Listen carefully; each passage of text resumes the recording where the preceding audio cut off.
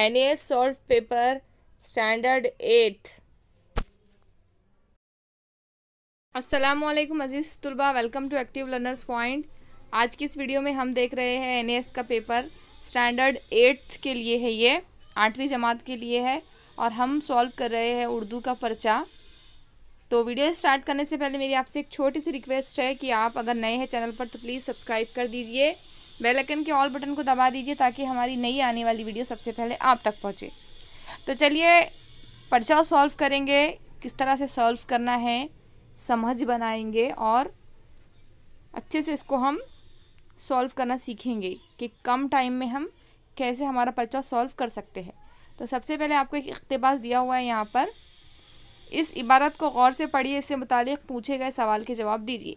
तो आपको क्या करना है, अभी पेंसिल से इस पर टिक करना है और बाद में OMR शीट पर आपको इसको फिलअप करना है। देखिए, नीम छोटी चमकीली सब्ज पत्तियों वाला एक सदाबहार दरख्त है। इसका तना सीधा होता है, इसकी छाल सख्त, खुरदुरी और परतदार होती है। मौसम बहार में इस पर छोटे छोटे सफ़ेद फूल खिलते हैं। इसके दरख्त भी कभी भी मुकम्मल तौर पर पतझड़ नहीं आती क्योंकि कभी पत्तियां एक ही वक्त में नहीं झड़ती। ये हिंदुस्तान में हर जगह पाया जाता है। संस्कृत में नीम का नाम अरशत है जिसके मानी है बीमारी से निजात देने वाला। ये आमतौर से करिश्माई दरख्त के नाम से मशहूर है। नीम के दरख्त का हर हिस्सा दवा के तौर पर इस्तेमाल किया जाता है। नीम के तेल को मार्गोसा ऑयल कहा जाता है और ये इसके बीजों से निकाला जाता है जो कोढ़, जुज़ाम और जिल्द की मुख्तलिफ बीमारियों के इलाज में काम आता है। इसकी पत्तियों का इस्तेमाल खसरा, चेचक के इलाज में किया जाता है। नीम की चाय का इस्तेमाल बुखार और सरदर्द से निजात के लिए किया जाता है। इसके फूलों का इस्तेमाल आंत और पेट की बीमारियों के इलाज में किया जाता है। नीम की छाल और गोंद से मुफीद दवाएं बनती हैं। जो भी पॉइंट आपको इम्पॉर्टेंट दिख रहे हैं तो पेंसिल से आप पढ़ते वक्त अंडरलाइन करते जाइए ताकि जवाब ढूंढने में आपको आसानी हो। हिंदुस्तान के लोग नीम की दातुन का इस्तेमाल दांत साफ करने के लिए करते हैं। काकरोच, तिल चिट्टों को दूर रखने के लिए नीम की सूखी पत्तियों को मेज़ की दराजों और अलमारियों में रखा जाता है। गन्ने और सब्जियों की खेती में नीम का इस्तेमाल खाद के तौर पर कसरत से किया जाता है। कुछ लोग नीम के दरख्त को मुक़द्दस मानते हैं और इसकी पत्तियों को घर के दरवाजे पर बांध देते हैं ताकि बदरूहों, बुरी आत्माओं से घर महफूज रहे। नवज़ायदा बच्चों की अच्छी सेहत और इन्हें बीमारियों से बचाने के लिए नीम की पत्तियों पर लिटा दिया जाता है। इसमें कोई शक नहीं कि नीम के दरख्त को दुनिया भर के लोग एक करिश्माई दरख्त ख्याल करते हैं। यानी कि नीम के दरख्त के हर हिस्से के बहुत सारे फ़ायदे हैं, उसके पत्तियों के, तने के, फूल के, हर चीज़ के, और वो अलग अलग तौर पर इस्तेमाल किया जाता है जो इस इक़्तिबास में हमने अभी पढ़े। तो उसके ऊपर ही आपको क्वेश्चंस होंगे। चलिए हम देखते हैं कैसे क्वेश्चंस पूछे गए हैं और उनको सॉल्व करते हैं। देखिए, पहला क्वेश्चन है, नीम की छाल होती है चिकनी और सब्ज। सेकंड है खुरदुरी और परतदार, नरम और परतदार, या चौथी है सख्त और सब्ज। तो हमने यहाँ पर देखिए पहली लाइन में इसको पढ़ा था कि उसकी छाल सख्त, खुरदुरी और परतदार होती है। सख्त, खुरदुरी और परतदार। तो इसका जो ऑप्शन है, ऑप्शन नंबर सेकंड इसका करेक्ट है, खुरदुरी और परतदार। सख्त और सब्ज नहीं हो सकता क्योंकि सख्त सब्ज नहीं बताया गया था, तो सेकंड इसका सही आंसर है। अगला क्वेश्चन है क्वेश्चन नंबर 2, नीम के फूल किस बीमारी के इलाज में मुफीद होते हैं? ए, जिल्द की बीमारी, सेकंड है चेचक, खसरा, थर्ड है आंत की बीमारियां, या चौथा है बुखार। तो हमने ये पढ़ा था यहाँ पर कि फूलों का इस्तेमाल, यहाँ देखिए फूलों का इस्तेमाल आंत और पेट की बीमारियों के इलाज में किया जाता है। तो यहाँ पर देखिए क्वेश्चन नंबर 2 का थर्ड ऑप्शन करेक्ट है। अगला सवाल है क्वेश्चन नंबर 3, सूखी पत्तियों को अलमारी में क्यों रखा जाता है? पहला है चूंटी और छिपकलियों को दूर रखने के लिए, दूसरा है कीड़े मकोड़ों को दूर रखने के लिए, तीसरा कपड़ों की चमक बरकरार रखने के लिए, या चौथा है कपड़ों को साफ़ रखने के लिए। तो हमने यहाँ पर कपड़ों की चमक या कपड़ों को साफ़ रखने के लिए ये कुछ नहीं पढ़ा। हमने पढ़ा था कि कीड़ों, तिलचट्टों को दूर रखने के लिए। तो यहाँ पर ऑप्शन 1 और 2 में आप कंफ्यूज होंगे, लेकिन देखिए छिपकलियाँ अलमारियों में नहीं होती है, तो दीवार पर होती है। तो इसका सही ऑप्शन है, सही जवाब है ऑप्शन नंबर 2, कीड़े मकोड़ों को दूर रखने के लिए। उसके बाद देखिए अगला क्वेश्चन है क्वेश्चन नंबर 4। कुछ लोग अपने घर के दरवाजे पर नीम की पत्तियों को बांध देते हैं। पहला है बदरूहों को भगाने के लिए, सेकंड कीड़ों को दूर रखने के लिए, थर्ड घर को सजाने के लिए, या फोर्थ है बीमारियों से बचने के लिए। तो हमने पढ़ा था इख्तिबास में कि बदरूहों को, आत्माओं को भगाने के लिए कुछ लोग अपने घर के दरवाजे पर नीम की पत्तियों को बांध देते हैं। तो ऑप्शन 1 इसका करेक्ट आंसर है। अगला क्वेश्चन है क्वेश्चन नंबर 5। नीम को करिश्माई दरख्त कहा जाता है क्योंकि? फर्स्ट है इसके दातुन को दांत साफ करने के लिए इस्तेमाल किया जाता है, ये तो किया जाता है। ये एक फ़ायदेमंद खाद है, ये भी है। ये नवज़ायदा बच्चों की हिफाजत करता है। अब देखिए, और चौथा ऑप्शन है इस दरख्त का हर हिस्सा फ़ायदेमंद है। तो यहाँ पर ये तीनों बातें भी सही है, लेकिन ज़्यादा सही क्या है कि इस दरख्त का हर हिस्सा फ़ायदेमंद है। तो हमें ज़्यादा क्या है वो देखना है। तो ऑप्शन 4 इसका करेक्ट है कि इस दरख्त का हर हिस्सा फ़ायदेमंद है। अब देखिए नीचे दिए गए मुकालमों को पढ़कर इनके बारे में पूछे गए सवालों के जवाब दीजिए। हेमा। हेलो, मैं हेमा हूँ। क्या आप लोग जानते हैं कि मुझे क्या करने में सबसे ज़्यादा मज़ा आता है? मैं अपने घर वालों और दोस्तों के साथ तारीख़ मुकामात की सैर करना पसंद करती हूँ। गुज़िश्ता साल गर्मी की छुट्टियों में मैंने हैदराबाद की सैर की और चार मीनार और गोलकुंडा के किले को देखा। इस साल मैंने आगरा की सैर की और ताजमहल को देखकर बहुत खुश हुई।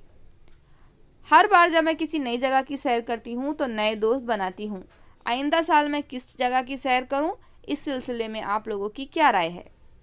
तो ये जो हेमा है इसे तारीख़ी मुकामात की सैर करना बहुत पसंद है। और ये जो हेमा है ये हैदराबाद की सैर करने के लिए गई थी, जहाँ पर उसने चार मीनार और गोलकुंडा की सैर की और आगरा जाकर उसने ताजमहल को देखा। अब यहाँ देखिए अगला है अली। मेरा नाम अली है। आप सभी से मिलकर अच्छा लगा। मैं नई चीज़ों के बारे में जानने का शौकीन हूँ। मेरे साइंस टीचर हमेशा ज़्यादा किताबें पढ़ने के लिए मेरा हौसला बढ़ाती है। वो कहती है सवालात पूछना साइंसी तफ्तीश की शुरुआत है। पिछले हफ्ते मैंने एक किताब डिस्कवर्ड क्वेश्चंस पढ़ी और उसे बहुत मालूमाती और दिलचस्प पाया। क्या आप लोग मुझे बता सकते हैं कि बारिश ख़तरे की शक्ल में क्यों होती है? मुझे इसका जवाब इस किताब में मिला था।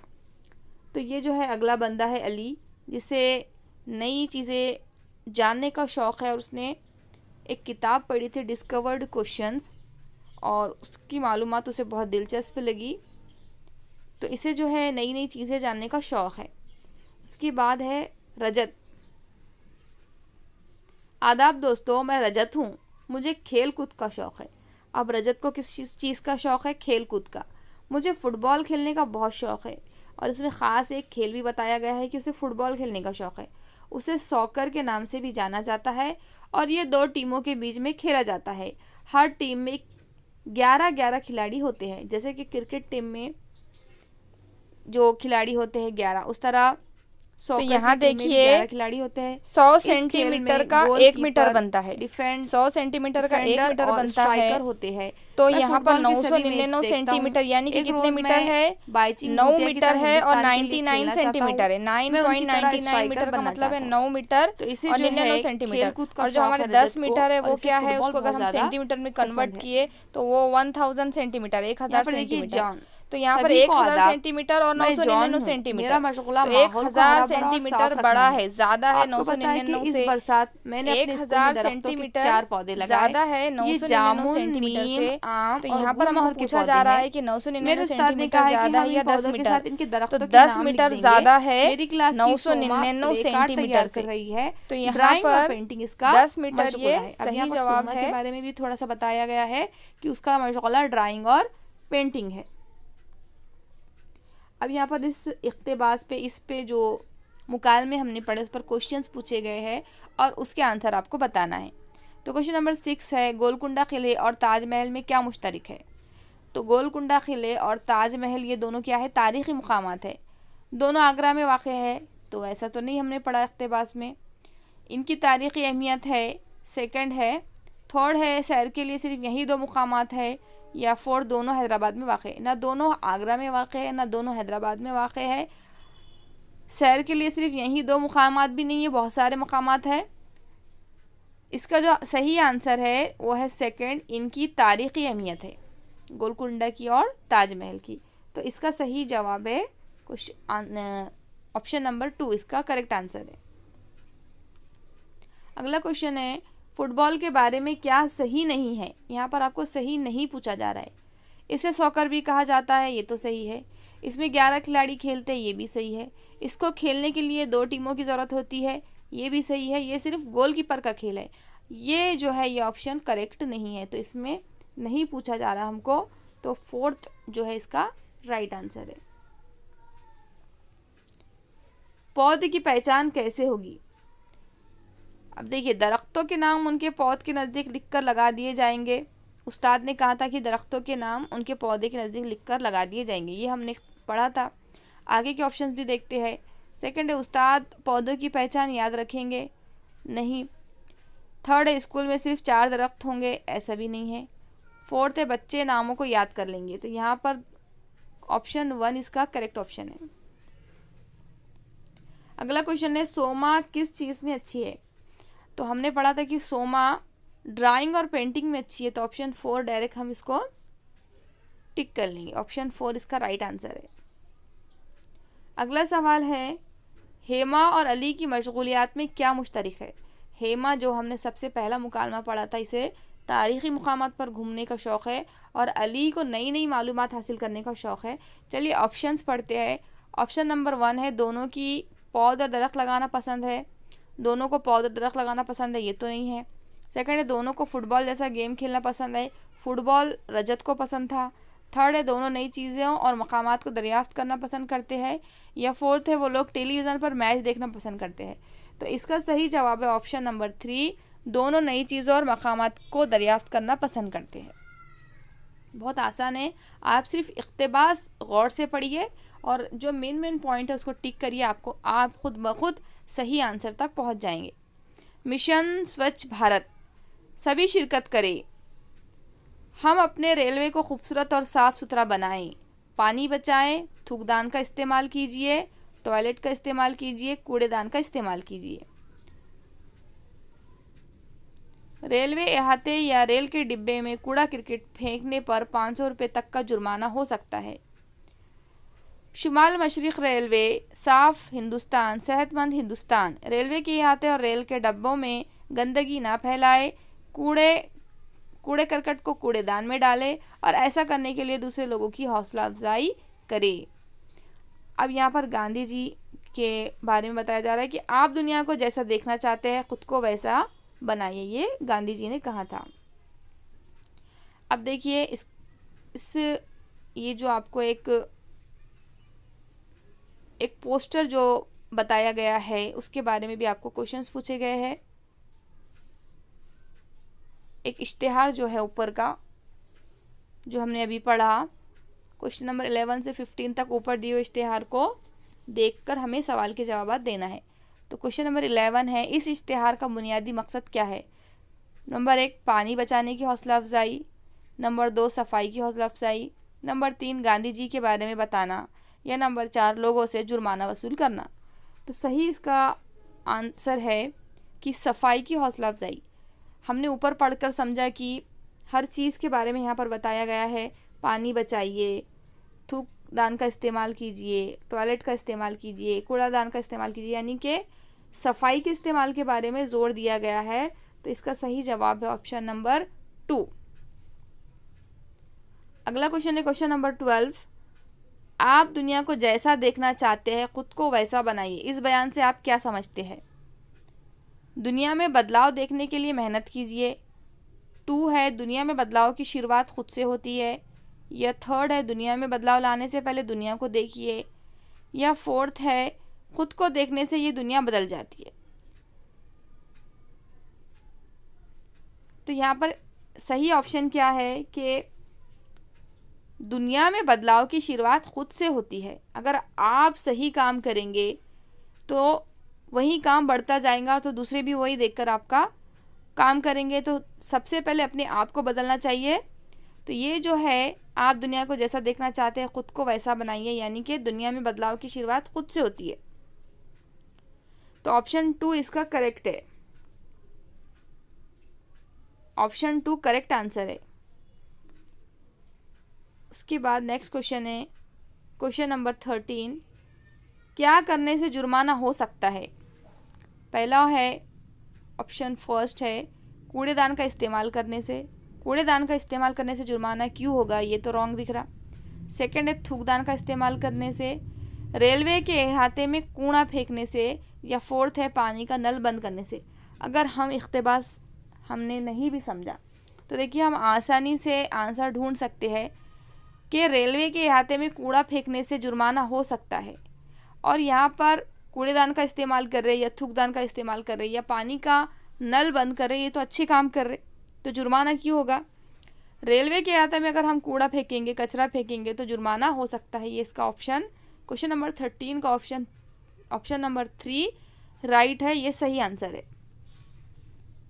नेक्स्ट क्वेश्चन है क्वेश्चन नंबर 14, एक लड़की ने अपने वालिद से कहा कि आप केले के छिलके को सीट के नीचे मत फेंकें। इश्तिहार की कौन सी बात इस जुमले पर लागू होती है? नंबर 1, कूड़े करकट को कूड़ेदान में ही डालें, या नंबर 2, थूकदान का इस्तेमाल कीजिए, या नंबर 3, टॉयलेट का इस्तेमाल कीजिए, या नंबर 4, पानी बचाइए। अब देखिए यहाँ पर बच्ची क्या कह रही है कि केले के छिलके को सीट के नीचे मत फेंके, यानी कि कूड़े क्रिकेट को कूड़ेदान में डाले। तो ऑप्शन 1 इसका करेक्ट आंसर है। ठीक है। नेक्स्ट क्वेश्चन है क्वेश्चन नंबर 15, स्वच्छ भारत मिशन का मकसद क्या है? सिर्फ रेलगाड़ी को साफ़ सुथरा रखना, सेकंड है गांधी जी के ख्यालात का प्रचार करना, थर्ड है पूरे भारत में टॉयलेट बनाना, या 4 है हिंदुस्तान को साफ़ सुथरा बनाना। अब देखिए ऑप्शंस को अगर हम गौर से पढ़े तो सिर्फ रेलगाड़ी को साफ़ सुथरा रखना स्वच्छ भारत मिशन नहीं है, स्वच्छ भारत मिशन बताया जा रहा है कि भारत को स्वच्छ रखना, सिर्फ रेलगाड़ी को नहीं।